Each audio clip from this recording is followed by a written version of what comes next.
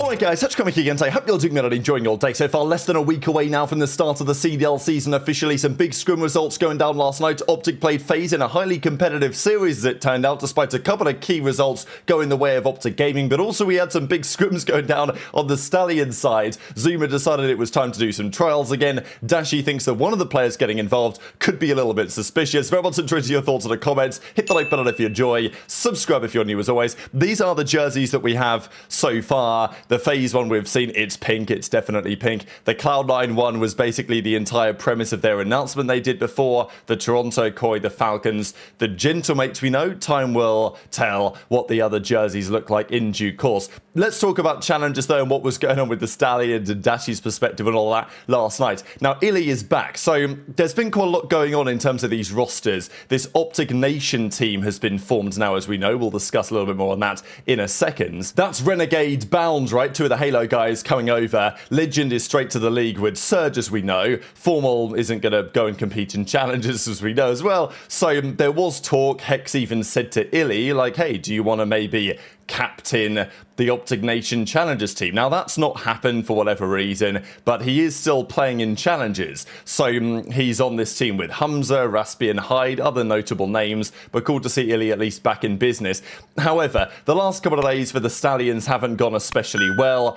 They lost to the OBIT under-18 team featuring Yusuf, and I think that was kind of the straw that broke the camel's back in some respects. This was Zuma having a bit of a crash out over Symbol's gameplay. We'll talk about this a bit more in a second. So look, they're trying to find out a roster to continue moving forward with, and therefore Zuma decided, okay, let's run a couple of trials over the last day or so. Now, there was this player called Okis. Now, he is a former Fortnite kid, and this is pretty interesting, really, because we know that Swooty, right, Splitgate world champion, he, of course, made the transition over to COD. There's some talent there for sure, but in terms of, you know, making it work, and at the end of last season there were some questions at the end of Black Ops 6 because Swooty didn't have so much experience playing Call of Duty at that type of level, didn't have many pro points to his name, so there were some issues. We know that the team was in a bit of a shambles. Encourage was going to go, then he was going to stay, and now he's back again, and it's all been going on. But anyway, they run some trials with some names here. Now, of course, you've got to take these all with a bit of a pinch of salt, just because you've got to be quite fortunate. You're going into these lobbies with 8 players, and you really ideally will have a good team where your teammates are good so you can win, because then you get noticed a bit more than if you were to lose. Teammates that actually play the objective as well is pretty useful. But you don't want your teammates to be too good, because otherwise you can't get as many kills, and therefore you won't look as good on the map. But yeah, both Okis and Swag checked is great kid. He was also cooking yesterday. But it was interesting, this Okis guy, there was quite a bit of talk about it, especially because of this clip on Blackheart. So we are playing Blackheart's Hardpoint now. Look, it's a bang out map, that's got to be said. We'll discuss a little bit more on it actually later on today. But Dashy was watching this POV and seeing this Okis guy playing around, and well, he had this, well, basically he noticed that when this guy shoots, it looks like his first shot always goes to the head. And well, we know that there's a headshot multiplier in this game. Now, I don't think this kid's cheating, but it's interesting to talk about people coming over and transitioning from other esports. The reality is, the most talented kids these days playing esports are probably not playing COD, right? Because, as I've said multiple times, does it make sense, as if you're not 18 yet, to play COD as your shooter of choice? Probably not. We know there's a lot of money in Fortnite, and yeah, Fortnite kids, their aim, like, their cracks out, right? So it is what it is.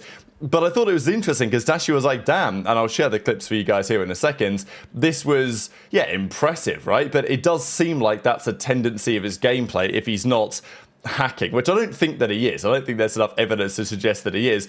But, you know, this gunfight did turn heads, because not many COD players would take this gunfight like this. Like, he sees the guy, and then he snaps up. I mean, he snaps up to his head and then snaps back down again, which is, yeah, just an interesting, I think it's just an aiming style that he has that I've not seen really anyone else use. And then the second kill as well, he just, you know, he immediately hits the headshot too. So I know that some people would say this is a bit dodgy, but I think it might just be his style, which is, yeah, unique for sure. But Dashy was a little bit surprised, to say the least. Yeah. Two flankies, two flankies. He chowed wide. Two flanks in, guys. They're in our building. Yeah. Come on, deep, bro. Yo, I spawned plane. These guys are terrible. The symbols is just horrible. I don't know what this guy's doing. But we had, they had 3 guys in blue here, and symbols is their back green spawn killing. Like, what is going on? Even Coach Crowd is pissed. Motel, 1 bullet kips. He's 1 bullet kips. I have your mid. W Okus, man. W Okus. Bro, I'm muting chat. This What about kid's Prod? first What do we bullet do with this hits guy? the head more than half the time, bro. I'm Prod to convinced. Oh, swag check just 180 turned on Tremere. We might need to, I don't know about Tremere anymore. I mean, look at swag. What do you think about swag? Look at that. Am I tripping? What do you think about it? Look at that. Wait, chat. You guys see what I'm saying? Somebody. Ooh, that's swag check. That's one of my. That's one of my main. Yeah, I'm telling you, swag. I'm telling you, that's one of my main prospects. I'm telling you, he's at the top. One of the players at the top of my list right now. No, you might need to get him. Oh, and he's picking up the AR. You see how he's picking up the AR there? Yo, 7-Eleven has these cookies, bro.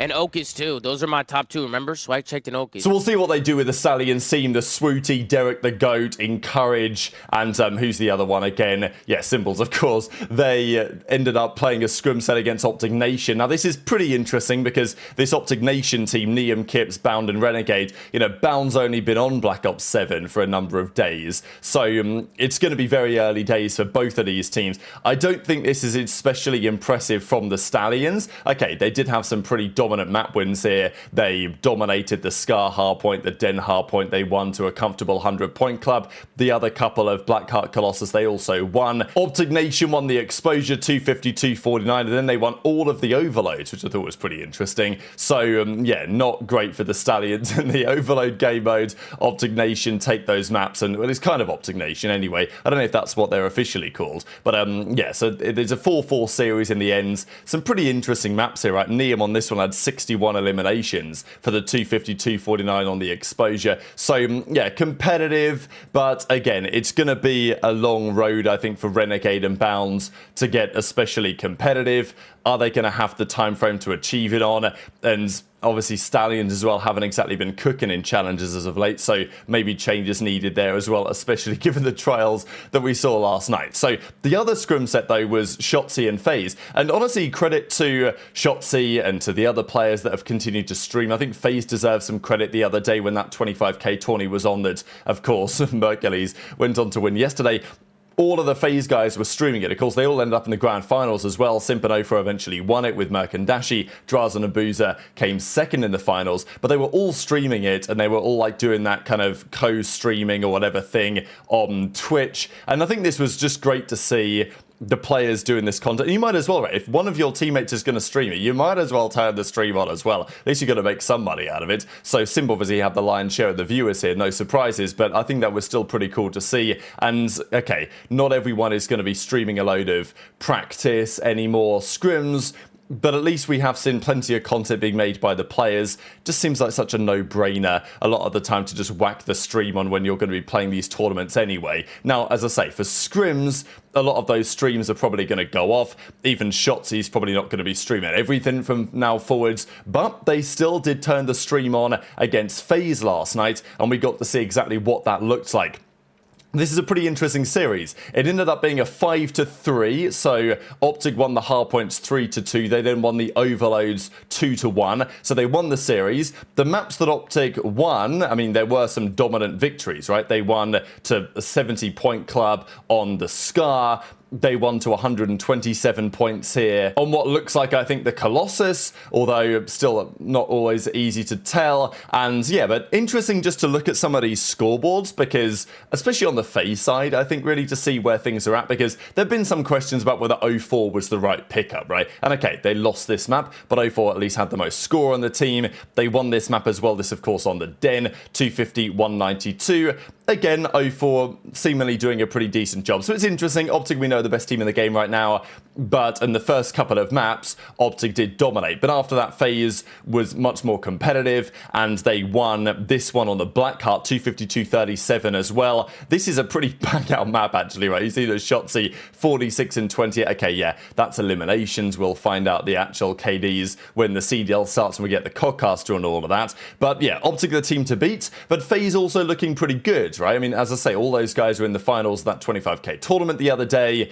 Simp and 04 won it with Dashy and Mercules in the end. Abuzah has looked really good with the sniper. I think that entire FaZe team, they should be top 4. How much better they are than that, if they are, is a question, right? Because they turned up to that 75k tourney, they ended up top 6 right in the end, so they didn't make it to the final 4, but Thieves didn't even come close. So I think as time goes forward, we're probably going to start to see, you would expect anyway, that you'd start to see the more expected power rankings of teams come to the fore. But many are going to wonder, are FaZe going to be good enough as the season goes on? OpTic are, of course, going to be a threat all the time. Is this FaZe team worth going for, right? Because there was some discussion that, well, FaZe, they got rid of Cell and aBeZy. Should they have done? Of course, they probably needed to change something, but yeah, they decided to blow up their roster. On paper, their team is not as deadly as it previously was, but clearly something had to give, and it looks like 04 is holding his own in the team so far. Probably the biggest question mark on that team in some respect. I know that there were some concerns about Abuzah, but I think Abuzah's been very solid, certainly last season, and has looked good on this game so far as well, it's got to be said. He's had some really impressive maps. The 04 one was probably more of a question mark, though, just because could you go and get Neptune instead? The answer is probably yes, but they decided to go a different route, and that probably has its pros and its cons. Whether FaZe have made the right call there, only time will probably tell on that one. Just another couple of clips to share, really. Speaking of this streaming, to close out the video, Shotzzy did have some thoughts on the streaming of the scrims and why, as far as he's concerned, it just doesn't really matter if you stream the practice. Shotzzy is still fully on board with the take that, you know, with all due respect to the other teams, it doesn't matter if you watch my gameplay, there is nothing you are going to be able to do to replicate it. So I'll share these couple of clips to close out the video. Very much interested to your thoughts on all of this stuff in the comments below. Hit the like button if you enjoyed, subscribe if you're new, take care, and I'll see you next time. The way I look at it, bro, as long as like 1 or 2 people are streaming on the team, Yeah. then it's fine. Because like I like, trust me, I understand the people that don't want to stream. There's probably multiple reasons. It's probably not just one, but one of it might just be like a tendency thing. Like they don't want people watching and like knowing their play style and like their tendency, because like players do the same shit. But you know that anyway if you play them. Yeah. I mean, we obviously know that anyway, but like it's probably just like in their head, like, holy fuck, like if I stream, they literally know exactly what I'm gonna do. Which in reality, like, I already know what the fuck.